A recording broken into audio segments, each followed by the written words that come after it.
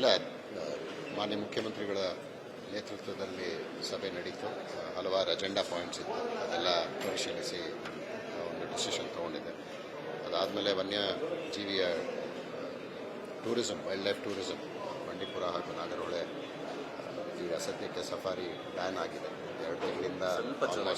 Almost 2 ತಿಂಗಳು ಅಲ್ಲ, ಇಷ್ಟೇ ಜೋರಾಗಿ ಮಾತಾಡೋಕ್ಕಾಗಲ್ಲ. ಅಲ್ಲ, ಸಿಗ್ತಾ ಇದೆಯಾ?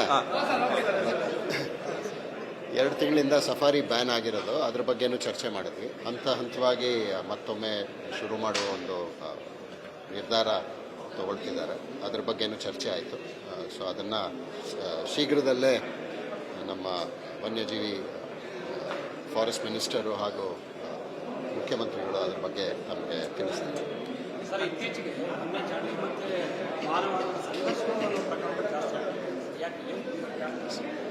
ಒಂದು, ಅಲ್ಲಿರೋ ಒಂದು ಪ್ರಾಣಿಗಳ ಸಂಖ್ಯೆನೂ ಜಾಸ್ತಿ ಆಗಿದೆ, ಅದು ಪ್ರೊಟೆಕ್ಷನ್ ಚೆನ್ನಾಗಾಗಿದೆ, ಕನ್ಸರ್ವೇಷನ್ ಚೆನ್ನಾಗಾಗಿದೆ.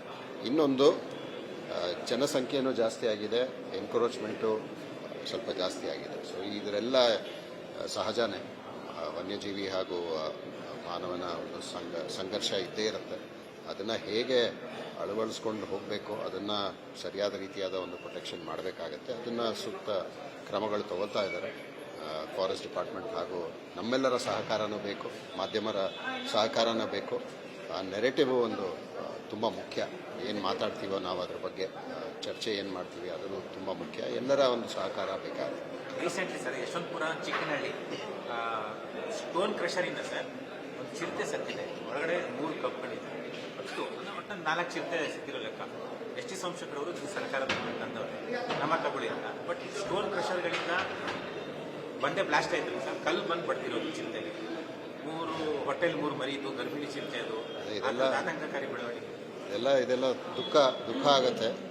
ಏನು ಮಾಡೋದು, ಇದೆಲ್ಲ ಸರಿಯಾದ ಒಂದು ಪ್ರೋಟೋಕಾಲ್ಗಳು ತಗೋಬೇಕಾಗತ್ತೆ.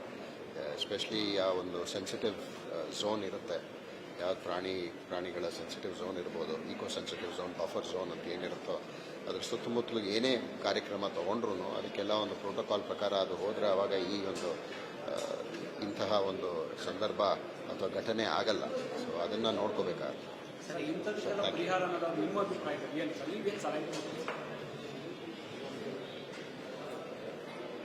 ನೋಡಿ, ಅದಕ್ಕೆ ಪ್ರಾಣಿಗಳಿಗೆ ಒಂದು ವಾಯ್ಸ್ ಇರಲ್ಲ.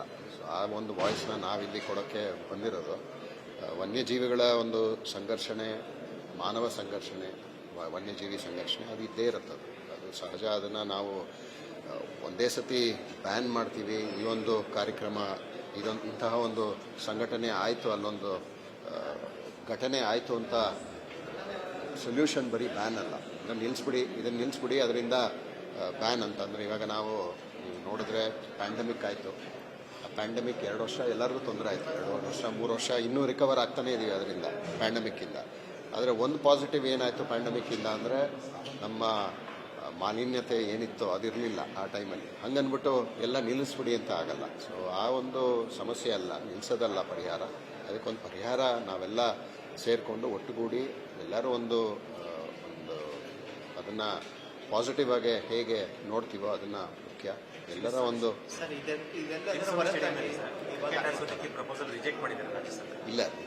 ಇಲ್ಲ, ರಿಜೆಕ್ಟ್ ಮಾಡಿಲ್ಲ, ಪ್ರಪೋಸಲ್ ರಿಜೆಕ್ಟ್ ಮಾಡಿಲ್ಲ. ಅದ್ರದ್ದು ಏನೇನು ಅವರು ಕಂಡೀಷನ್ಸ್ ಇದೆಯೋ, ಪುನಃ ಕಮಿಟಿದು ಏನೇನು ಕಂಡೀಷನ್ಸ್ ಇದೆಯೋ ಅದನ್ನೆಲ್ಲ ನೀವು ಸರಿಯಾದ ರೀತಿಯಾದ ಒಂದು ಅದನ್ನು ಚೇಂಜಸ್ ಮಾಡ್ತಾ ಇದ್ದಂಗೆ ಪರ್ಮಿಷನ್ ಕೊಡ್ತಾರೆ. ಅದರಿಂದ ಏನು ರಿಜೆಕ್ಷನ್ ಅಂತ ಏನಿಲ್ಲ. ಅದು ಆ ಕಮಿಟಿ ರಿಪೋರ್ಟ್ ಏನಿದೆಯೋ ಅದನ್ನು ನೀವು ಮಾಡಿ ಅಂತ ಹೇಳಿದ್ದಾರೆ. ಅದನ್ನೆಲ್ಲ ಈಗ ಸರಿಯಾದ ರೀತಿಯಲ್ಲಿ ಅದು ಒಂದಾದ್ಮೇಲೆ ಒಂದು ಅದನ್ನು ಏನೇನು ಮಾಡಬೇಕು ಅದನ್ನೆಲ್ಲ ಮಾಡ್ತಾರೆ.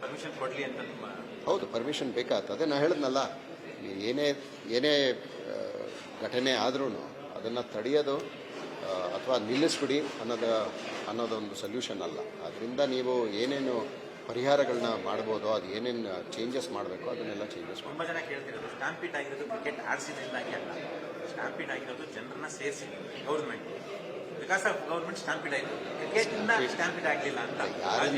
ಯಾರಿಂದ ಆಯಿತು ಅಂತ ಹೇಳೋದಲ್ಲ, ಅದೆಲ್ಲ ಇಂಪಾರ್ಟೆಂಟು. ಆಗಿದ್ದು ಆಗಬಾರ್ದಾಗಿತ್ತು. ಅದರಿಂದ ಸುಮಾರು ತೊಂದರೆಗಳಾಗಿದೆ. ಎಷ್ಟು ಜನ, 11 ಜನ ಅವತ್ತು ಮೃತಪಟ್ಟರು. ಅವರ ಕುಟುಂಬದ ವರ್ಗದವರಿಗೆಲ್ಲ ತುಂಬಾ ಕಾಂಡೋಲೆನ್ಸ್ ಹೇಳ್ತೀನಿ, ಹಾರ್ಟ್ಫೆಲ್ಟ್ ಕಾಂಡೋಲೆನ್ಸ್. ಅದು ತುಂಬ ಆಗಬಾರ್ದಾಯ್ತು ಘಟನೆ, ಆಯಿತು. ಅದರಿಂದ ಇವಾಗ ಕ್ರಿಕೆಟ್ ನಿಲ್ಲಿಸ್ಬಿಡೋದು ಚಿನ್ನಸ್ವಾಮಿ ಸ್ಟೇಡಿಯಮಲ್ಲಿ ಅದೊಂದು ಪರಿಹಾರ ಅಲ್ಲ. ಅದೇನೇನು ಪರಿಹಾರ ತೊಗೋಬೇಕೋ ಅದನ್ನು ಕ್ರಮ ತೊಗೋಬೇಕು. ಒಂದು ಕಮಿಟಿ ರಿಪೋರ್ಟ್ ಕೊಟ್ಟಿದೆ, ಅದ್ರ ಪ್ರಕಾರ ಖಂಡಿತವಾಗಿ ವೆಂಕಟೇಶ್ ಪ್ರಸಾದ್ ಹಾಗೂ ಅವರ ತಂಡ KSCA ಕಮಿಟಿಯವರು ಖಂಡಿತವಾಗಿ ಅದನ್ನು ಒಂದೊಂದು ಆದಮೇಲೆ ಒಂದಾಗೊಂದು ಅದನ್ನು ಪರಿಹಾರನ ನೀಡ್ತಾ ಬರ್ತಾರೆ. ಸಮಯ ಬೇಕು ಅದಕ್ಕೆ, ಆದರೆ ಖಂಡಿತವಾಗಿ ಮ್ಯಾಚಸ್ ಶುರು ಆಗುತ್ತೆ ಅಂತ ನನ್ನ ಒಂದು ಅಭಿಪ್ರಾಯ. Thank you.